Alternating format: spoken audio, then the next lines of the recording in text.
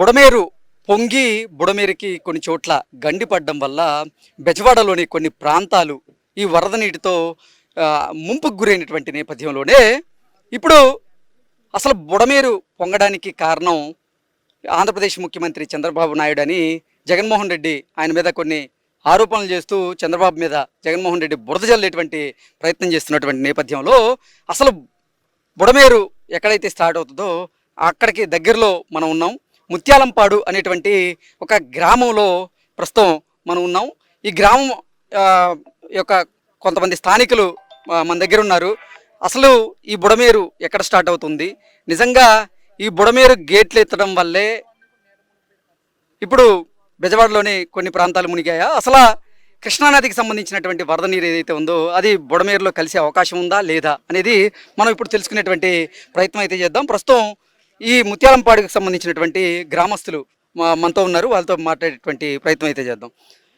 పెద్దాయన మీరు చెప్పండి, ఇక్కడ బుడమేరు పొంగి పడడం వల్ల అలాగే బుడమేరు గేట్లు ఎత్తేయడం వల్ల బెజవాడలోని కొన్ని ప్రాంతాలు మునిగిపోయాయంటూ కూడా జగన్మోహన్ రెడ్డి చంద్రబాబు నాయుడు మీద బురద జల్లేటువంటి ప్రయత్నం అయితే చేస్తూ ఉన్నారు. ఏంటి నిజంగా బుడమేరు గేట్ ఎత్తడం వల్లే అక్కడ ఈ పరిస్థితి ఏర్పడిందా అంటే ఏం చెప్తారు? యాక్చువల్గా బుడమేరు ఇది రావటం అనేది స్టార్టింగ్ ఈ మైలవరం పైనుంచి ఏకొండూరు దగ్గర నుంచి వస్తుంది, ఇంకా పైనుంచి కూడా వస్తుంది, కానీ మెయిన్ మాత్రం ఇక్కడ నుంచి స్టార్ట్ అవుతుంది. ఇక్కడ రెండు వాగులు వస్తాయి, ఇది రెడ్డిగూడి నుంచి వచ్చేది కోతుల వాగాను, ఇటు నుంచి వచ్చేది బుడమేరు అని రెండు కలిసేసి ఇక్కడ నుంచి బాగా పెద్దగా ఎక్కువ అవుతుంది అనమాట.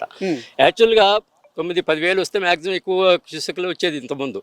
ఇవాళ అదే 30,000 వచ్చింది, 30,000 క్యూసెక్లు వచ్చింది వాడి వల్ల బ్లడ్ వచ్చేటప్పుడు. అందు గురించే ఇంత మా ఊర్లో ఇవన్నీ కూడా మునిగిపోవడం కారణమైంది. ఇక్కడ ఏంటంటే ఎప్పుడు సంజయ్ రెడ్డి గారి టైంలో ఇక్కడ వెలగలేరు దగ్గర రెగ్యులేటర్ ఒకటి కట్టారు. ఆ రెగ్యులేటర్ దేనికి కట్టారు, బీడీసీ అంటారు, బుడమేరు డైవర్షన్ కెనాల్ అని. అది వచ్చేసేసి వెళ్ళి పెర్రీ దగ్గర వెళ్ళి కృష్ణానదిలో కలుస్తుంది. అది ఇక్కడ లాకులు దించేసి ఉంటే ఇక్కడ ఫ్లడ్ ఎక్కువ వచ్చినప్పుడు ఒక లెవెల్ మెయింటైన్ చేస్తారు, 10 అడుగులు ఎంతో మెయింటైన్ చేసేసి ఆ లెవెల్కి వచ్చిన తర్వాత అప్పుడు గేట్లు లేపుతారు పైకి, ఆ గేట్లు పైకి లేపుతారు ఫ్లడ్ ఎక్కువ వచ్చినప్పుడు. అప్పుడు లేపినప్పుడు ఏంటంటే మనకి వచ్చేసేసి ఇటు వైఎస్ఆర్ కాలనీ, రాజరాజేశ్వరిపేట, సింగనగర్, పాయికాపురం ఈ ఎఫెక్టెడ్ ఏరియా అంతా బాగా పడుతుంది.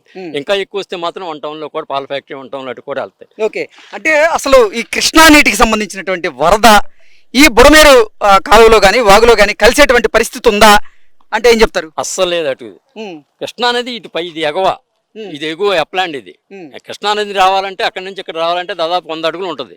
అసలు వచ్చే పరిస్థితి లేదు. ఇక్కడి నుంచే వెళ్తా ఉంటది, కృష్ణానదిలో కలుస్తూ ఉంటది వెళ్ళి. మనకి ఫెర్రీ దగ్గర ఉంది, మన కృష్ణా కెనాల్ ఉంది కదా, ఇప్పుడు కూలింగ్ వాటర్ కెనాల్ ఉంది కదా, అది వెళ్ళేసేసి థర్మల్ వేస్ట్ వాటర్ ఇవి అన్ని కలిసేసేసి ఫెర్రీ దగ్గర దాంట్లో కలుస్తుంది కృష్ణానదిలో. అంతే తప్పితే కృష్ణా వాటర్ ఇటు పైకి ఎగకు రావడం అనేది ఎక్కడ లేదు. అది మరి తెలిసి తెలియక మాట్లాడటం అటువంటి వాళ్ళు.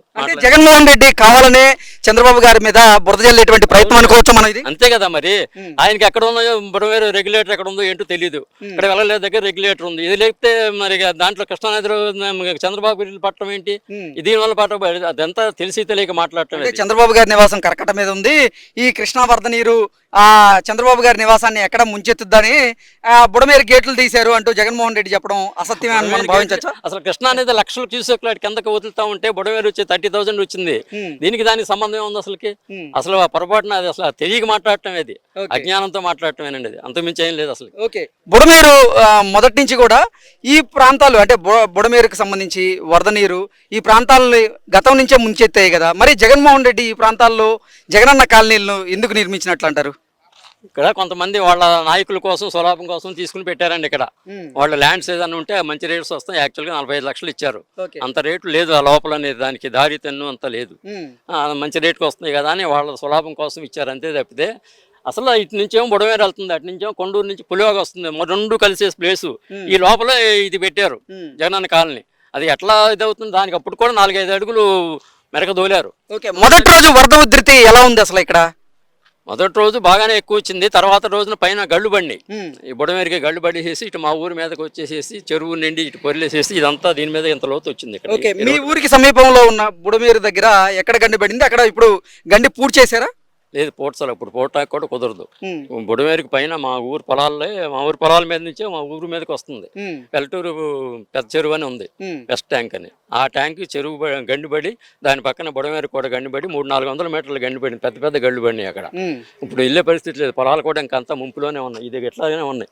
ఓకే, మీకు రాష్ట్ర ప్రభుత్వం మొదటి రోజు నుంచి ఇక్కడ సహాయక చర్యలు ముమ్మరంగా చేపడుతుంది. మీకు కావాల్సినటువంటి ఆహారాన్ని అలాగే తాగునీటి సమస్యలను కూడా వాళ్ళు తీర్చేటువంటి ప్రక్రియ ప్రారంభించారు. మీకు అందిందా అన్ని?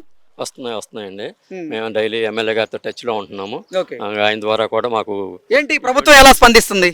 ప్రభుత్వం మాకు బాగానే స్పందిస్తుంది. మన కూడా వెస్ట్లోనే వచ్చారు, ఎంఆర్ఓ ఆఫీస్ వాళ్ళు కూడా వచ్చారు కొంతమంది, మాకు కావాల్సినవన్నీ చూస్తూనే ఉన్నారు. కాకపోతే ఏంటంటే ఇక ఈ ఎఫెక్ట్ ఇప్పుడు దాకా ఊళ్ళో నిన్నటి నుంచి ఊళ్ళోకి రావడానికి కూడా నిన్నటి నుంచే కొంచెం ఇదిగా ఉంది. అప్పటి వరకు ఎవరు వచ్చే పరిస్థితి కూడా లేదు.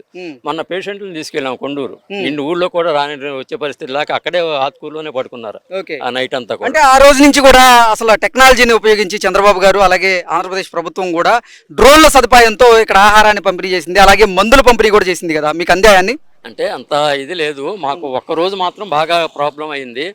ఇప్పుడు ట్రాక్టర్లు ఉంటాయి కదా, దమ్ము చక్రాలు వేసుకుని వాటిని తీసుకుని వెళ్ళేసేసి అక్కడ ఉండేసేసి తర్వాత వాటి నుంచి అటు మామూలుగా వెహికల్స్ మీద వెళ్ళారు. వాటి ద్వారా ఒక రోజు మాత్రం అసలు వెళ్ళటానికి ఏమేమి వీలుపడలా. 2 మనుషులు కూడా చనిపోయారు ఊళ్ళో ఈ ఫ్లడ్ మూలాన.